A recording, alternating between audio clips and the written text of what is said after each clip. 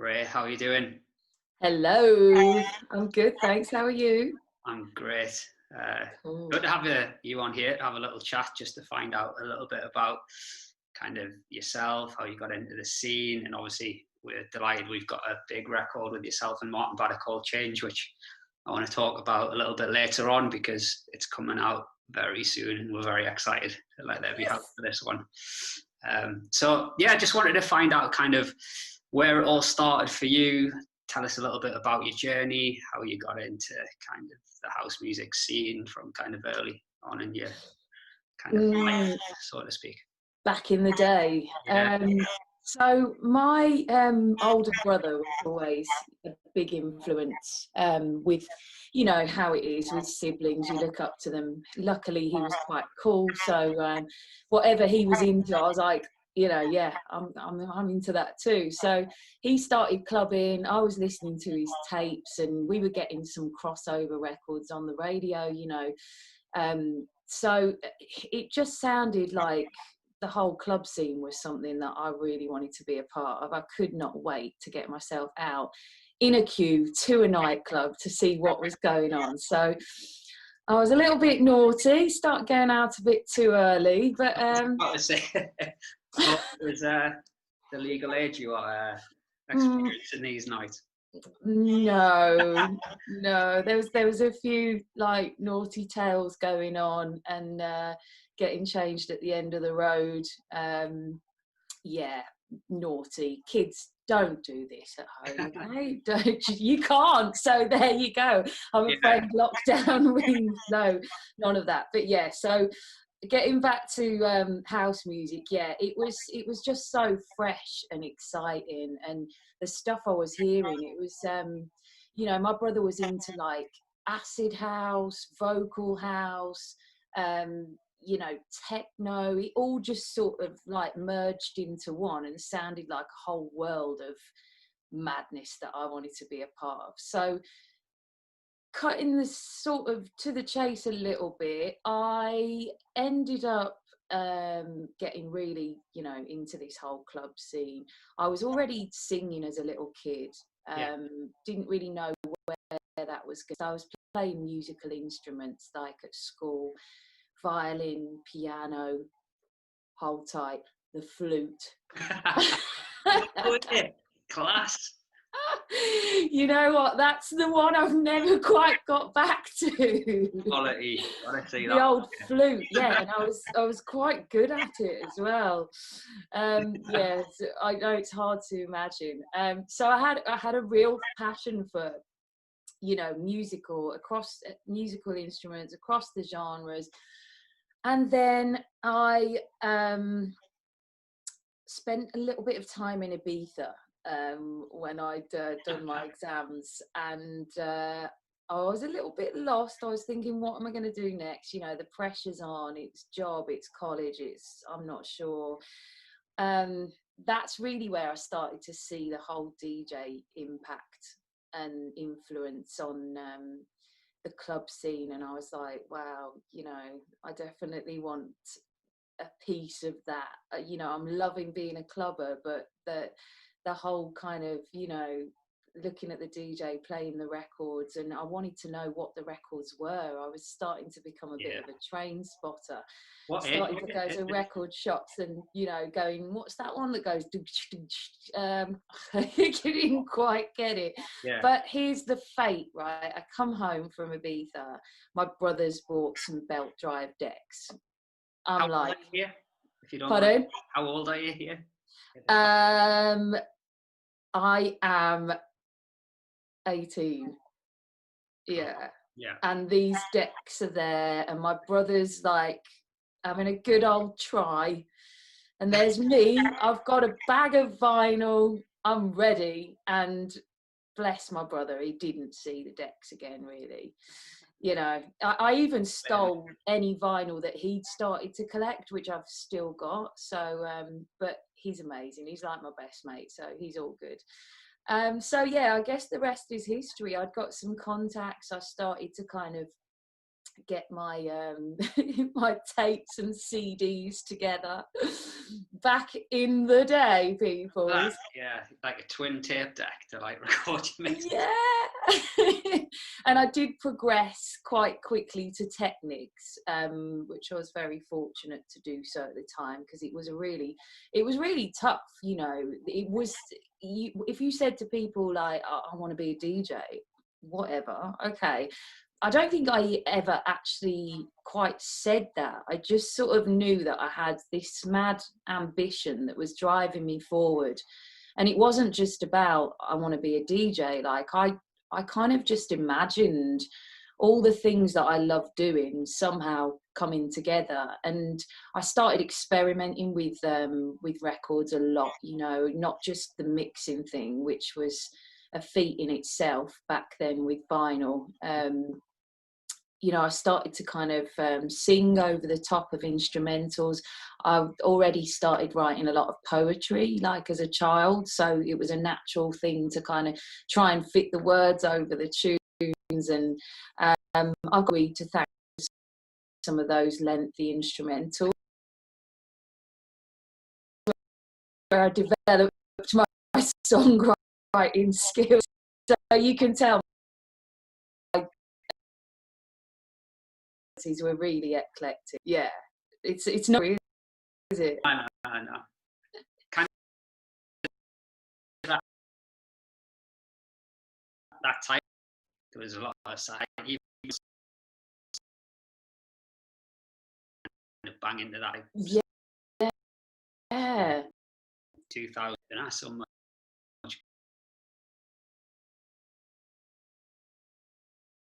There was so much kind of you just ate the music you were hearing. Yeah.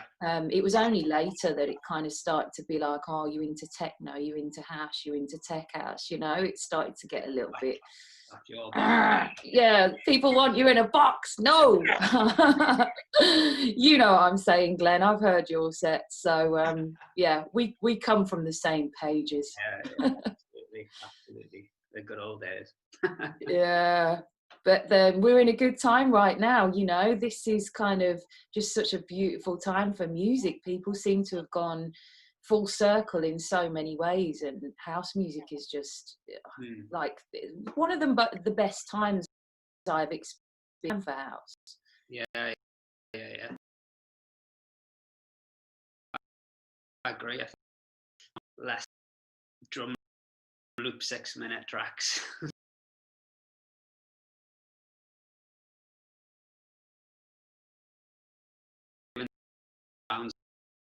Now, Yeah. Like 4 vocals in records. There's more soul. I guess people experience going out and festivals and all that.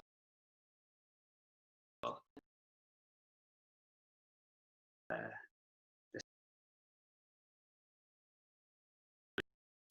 think song words and vocals really connect. The music needs to, I know, right? I mean, I wouldn't say fortunate, I'm a songwriter, and songs, you know, of DJ producer sort of got to there. I can even really hold him, you know, because it was like an A and stripping back you to like a one, and it sort of just makes you think, why am I bothering writing lyrics? And that means something to me. So really for me to come back to where people are wide open and they want to know about the music than ever before. What I've kind of missed. So happy day. It's not happy sense as a can be what you. Yeah. Back to first, we're like, this is funny. We're like, oh. Yeah, there was, to be honest, my very early days were all like a sort of a bit hit and miss. There was a lot of driving around the UK to kind of places you'd never heard of, dark, dingy clubs up north, probably in the neck of your woods, Glenn. Honestly, we used to party quite a lot as well, as you can imagine. So certainly wasn't like it was kind of later when I was a professional. And you know, sort of, I mean, my honestly, if I think of my first real standout gig, I think I would have to say, well, my first Defected gig was a really big one for me. That was, you know, a bit later, but still one of the most exciting things to remember, because you know, it's just such a big thing, you know, a label that you've grown up with, that you've always loved having vinyl releases from, and all the compilations, and then to actually, you know, be on board playing, that was an amazing opportunity that kicked things off in a great way. But prior to that, I remember playing at the Cross, which is no more. You know, one of my friends was doing a night there, but the Cross was just always slamming, and also, you know, just to play at a club there in London, wow. And it was addictive, like, as you know, once you that vibe, crowding, for me, I always like the clubs and you know, losing yourself, like a memory now, but hopefully we'll be back there again. One of my favourites got to be Ibiza.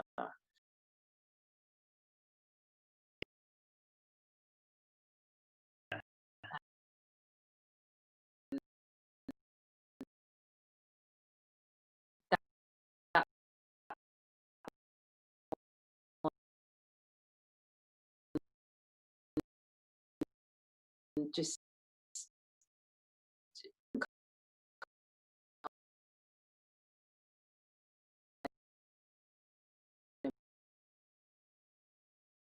memory that you want to hold.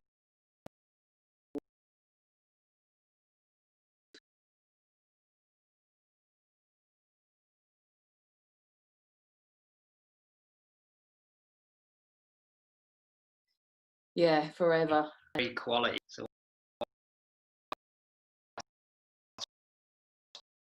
being your worst gig, we all have them. Oh,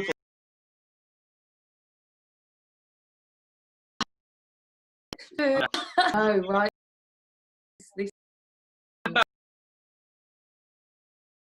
This is going out to the UK only.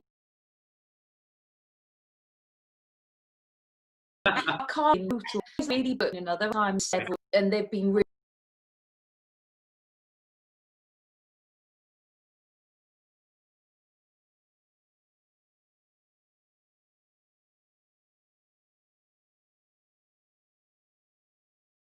big gigs. I've got the crowd, it's rocking, and it goes down just at the point you don't want it to, about 3 times. And everyone blames the DJ, don't they? Yeah, yeah. And you just, you know, after it's happened a few times, you just have your hands are in the air. Yeah. I didn't do it. My fault. I didn't do it. And quick, have another drink. It'll all be over soon. We'll be back on it. Yeah. So yeah, you know, I've always been treated pretty well at my gigs, and it's just, I guess it's been down to the sound. Some mad countries I've played at, they're really excited to have you over, but then like you get there and they just don't get it, because they're like, what is this music? Where does it come from? We don't know it. So you've got like some strange expressions going on, but you know what, it's all part of the learning curve. And sometimes you go back to that country years later and they get it, and you're like, wow, this is a nice involvement, you know. Yeah. So yeah. when did you make the kind of transition from, okay, you're rocking DJ and stuff like that, and into actually sort of making music and producing your own stuff? So I think my first production was in about 2012. I must admit, when I sort of got signed to Defected in about 2008, from there on I was really concentrated on writing songs, collaborating, DJing, but I started to get into my own vocal production really early on, because I guess I had a really nice start working with Sandy Rivera, and he obviously is a genius when it comes to vocal recording, production. There was nothing that I wanted to fix. It was beautiful right from the off. In fact, I've still got the same setup in my studio that he recommended to me back then. I was like, what do I need? He was like, da, da, da, da, da. I was like, okay, can I do a slightly cheaper version than that? So yeah, I've not quite got the same tier still, but yes. So when I started working with other people, I naturally wanted to kind of get a grip on my own sound. So it wasn't so much that I wanted to suddenly become a producer. I wanted to make sure that I could produce my own vocals, I could do my own work at home, and that naturally started an interest in, you know, I started with Pro Tools, then I got into Logic and started getting in on loads more, and I was really interested in the process. So it wasn't really like a decision like I want to do this, I want to do that. It was just a natural progression. Yeah. And I haven't sort of really set kind of or another more so. I've just really wanted it all to happen naturally as and when it should, you know. And so even now, you know, the way I work, sometimes I work with producers where they completely take the lead. Pretty much the track is there. I'm, you know, marrying my songwriting and my vocal to what's already beautiful. Sometimes it's a collaboration, we're back and forth with me throwing my bit into the production and vice versa. So I'm really, yeah, flexible, versatile as an artist in that way. You know, I love producing my own songs, but I'm also really excited about getting remixes on them and getting other producers spin on them. That's always been a really exciting part of the process for me. Yeah, I think it's really interesting what you said there, because I think a lot of people like to know that process of whether you write the songs for a track or you get them and you put your own spin in it, or you've got like more involvement in it and stuff like that. So I think that's really cool how you Can you remember your first release, which label it was on, and you kind of winced there, like? No. How did that even get released? I see, like my proper release that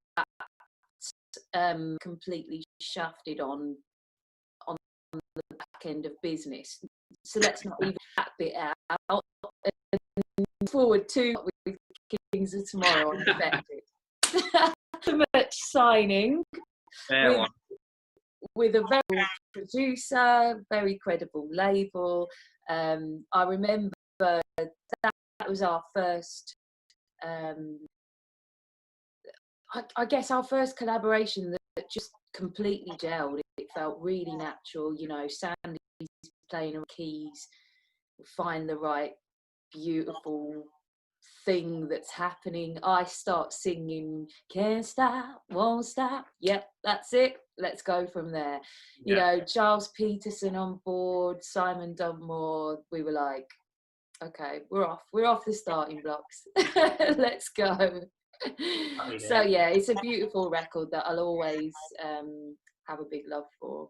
Yeah. So how did you meet Sandy? Oh, how long have you got? Yeah. This is another mad story that I really will try and keep as short as possible. I'm not great at telling short stories, unfortunately.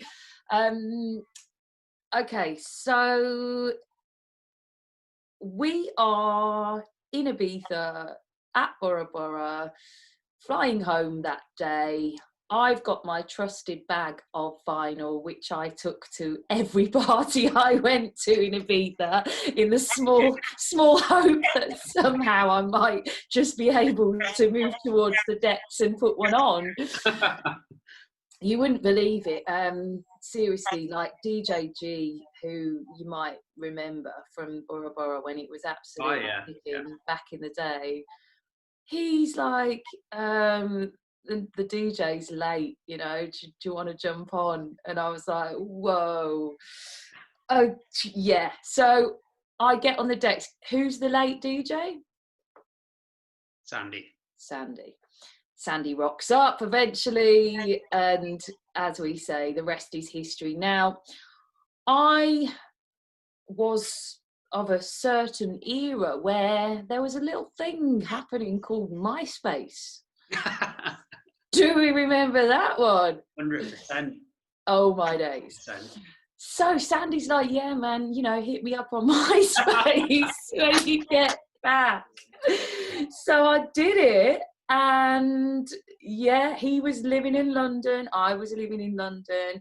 We got together in his studio, started working together from there, and literally that was just like the next few years. Like, he moved to another place where he had studio in the bottom of his garden, and we were just like, we've got an album together, who knows what's going to happen to it, like maybe one day it will become, but you know, as you know, we went on to do quite a few bits together, and you know, yeah.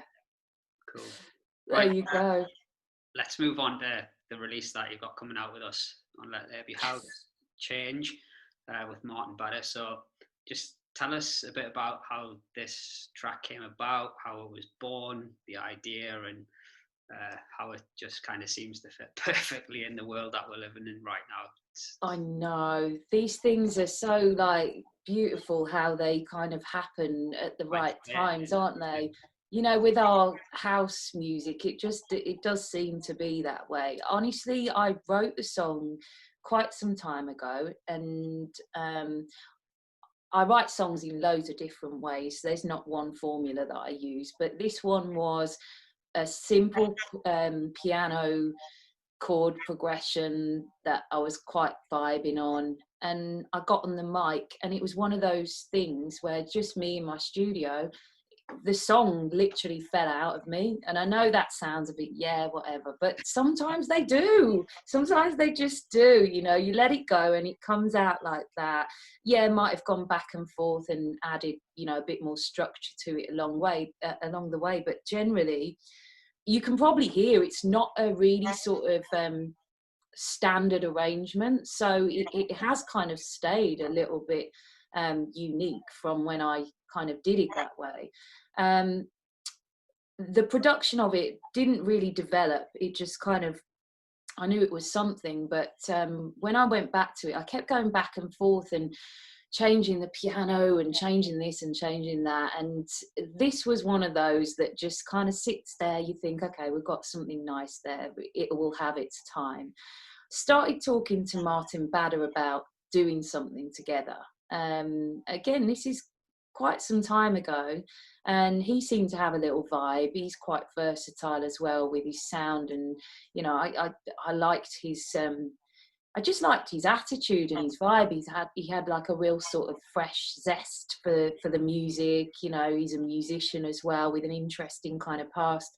And he really picked up on this song, and he was like, you know, what are you doing with this? So I was like, you know, I'm quite happy for you to, like, you know, do your thing, add something to it. Like, it needs to be born.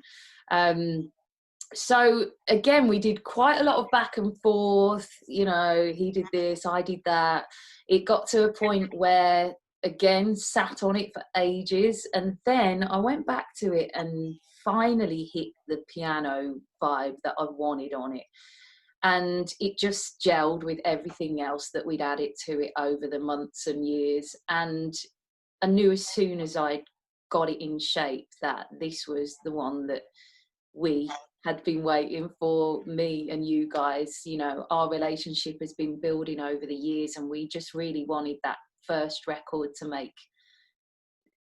make sense for us all, you know, from where we all come from. And it's just amazing how it's so relevant for now. I just thought, when I wrote it with the sentiment that I've felt ever since I discovered house music. You know, I really felt like house was such an amazing outlet for people to express themselves, and I believe that genuine house music lovers share that same feeling of wanting the world to be living as harmony. You know, your race doesn't matter, your religion doesn't matter. You know, when you come into the club or you listen to house music, we're all unified. And that's something that I really kind of hooked into in the early days. So it's been in my heart, and it's just, I guess it's sad that today we're still asking for people to look at life in a different way. You know, it's a shame that we have to, but we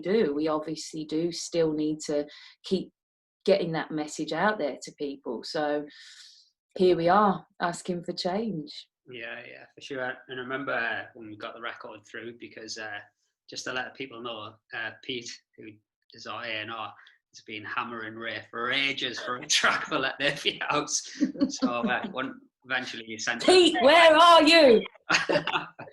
Pete's like, this is off Ray. It's like, we've got a tune off Ray at last. Because obviously, like, I've followed you for years, and Pete has as well. So to get you on board, we're very excited and chuffed to have you involved with Let There Be House. So when we listened to it straight away, we were like, this is a tune that totally fits what we're all about as a label, like kind of our sound, and obviously the lyrics as well, because what you were just talking about there is kind of an ethos of what we're all about at Let There Be House, where, you know, it's all about the music. That's the most important thing, and we're all in it together.